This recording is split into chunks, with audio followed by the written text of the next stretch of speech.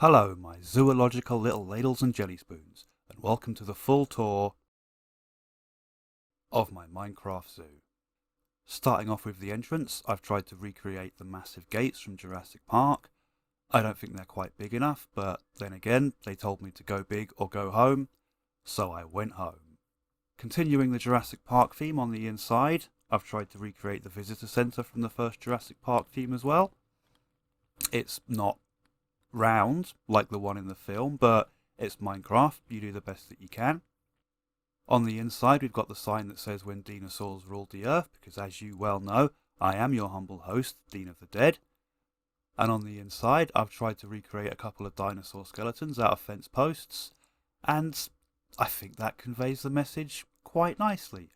I don't see how you could build a better dinosaur skeleton out of Minecraft blocks. Going back outside, we come round to the first of the exhibits. This is where we have the donkeys in their little shack with their food. We have some wolves over here with little dog houses for them to stay in. And here we have the fox enclosure where they run around quite nicely. Originally, I had the first fox enclosure next to the rabbit enclosure, and somehow they found a way to get through the fence and into the rabbits. Turns out foxes like eating rabbits. Who knew? Over here, of course, we have a Jeb, the magical rainbow-coloured sheep, if you didn't know already. Oh, bloody typical. Hang on a minute, let me just have a quick word with nature. Oh, look at that, there we go, it stopped raining. Over here, we have the horse, and this is where the biomes that they live in start getting a little bit more effectively themed. We have the turtles in here, swimming around. I thought they might like to go and sit on the beach, but they never do. They just swim around in the water all day, and that's their business. If that's what they want to do, then fair enough. In this enclosure over here, lurking around in the back, we have our bipolar bears. Here we have the panda enclosure. Not much going on here, but plenty of bamboo for them to snack on. And here we have the aviary, where all the parrots are kept.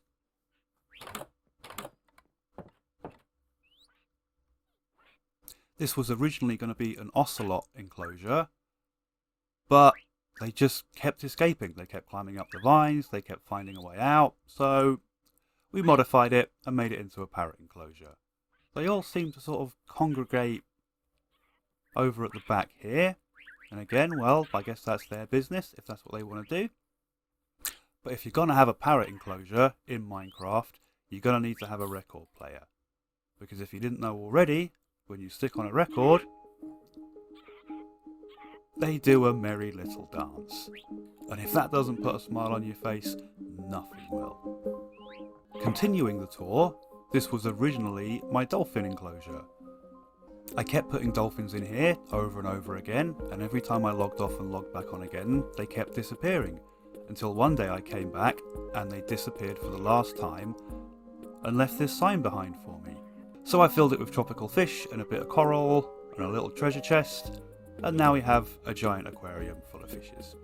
Over here we have the llama enclosure with a little miniature mountain for them to climb up and down on, and they seem very happy in there. Now this is where I started to go a little bit more nuts. This is my guardian enclosure, with a bunch of regular guardians and one big fat elder guardian. Now, most of the zoo I built in survival mode, but by the time I got to this area here, as you can see, it's built out of bedrock, so that certainly isn't done in survival mode. And I think trying to catch a guardian and bring it this far inland, while not impossible, would be an absolute bloody nightmare, so I've chosen to just spawn them in. We have a little mushroom enclosure over here with a few mushrooms wandering around inside, and I have to say, these guys give me the creeps. Honestly, they send shudders down my spine. I do not like them at all. They make me feel all kinds of uncomfortable. Round here we have a rabbit enclosure. There used to be a lot more rabbits in here when I first started. Like, there were tons and tons and tons. I think they might keep jumping into the cactuses and killing themselves. I could get rid of the cactuses, but then how would you know it's supposed to be a desert biome? And over here we've got a little recreation of a swamp biome with a couple of slimes jumping around. And then if we go around the back here into this cave, bloody weather, we will enter the cave of hostile mobs. And if we go down into the basement, we have a collection of all the different hostile mobs in the game. We got your zombie villagers, a couple of regular zombies, zombie skeleton horse, a couple of regular skelly boys. We have the creeper enclosure here with a double fence, so you can't get near enough to actually trigger them and make them explode. Had a few problems with that when we first put them in. We've got some magma cubes over here. Now this is getting into the stuff that would basically be absolutely impossible to do in survival mode. A lot of this stuff you can go around the world collecting creatures, and through a combination of leads and boats and minecarts and portals, bring pretty much any creature to any part of the world that you like if you have the patience for it. Coming round to here, we have a zombie pigmen enclosure. You know that you're an old school Minecrafter if you still call them zombie pigmen.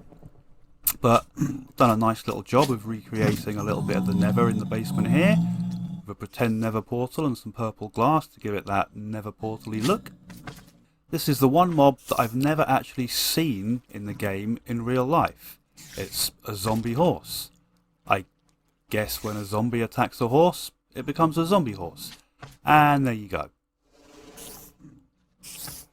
And over here, we have a couple of good old creepy boys. And then coming back outside, we go along to the end here, which takes you to the little secret exit, which takes you right back round to the start again. And there you have it, folks. That's a little tour of my Minecraft zoo. Hopefully I've given you a few little ideas for you to use in a zoo of your own. Thank you so much for watching my video all the way to the end. I know everybody says that, but I actually mean it. Thanks, buddy. This video is part of a series of base tours all tied together with a video about things to do in Minecraft when you're bored. I had links to the rest of the videos somewhere, but I can't remember where oh no, there they are right there, you're looking at. This is a brand new channel just starting out. At the time of recording we only have 20 subscribers, and I love every single one of them in a purely platonic fashion. So if you like my stuff and you want some of that love too, then you already know where to find the subscribe button and maybe a little like while you're at it.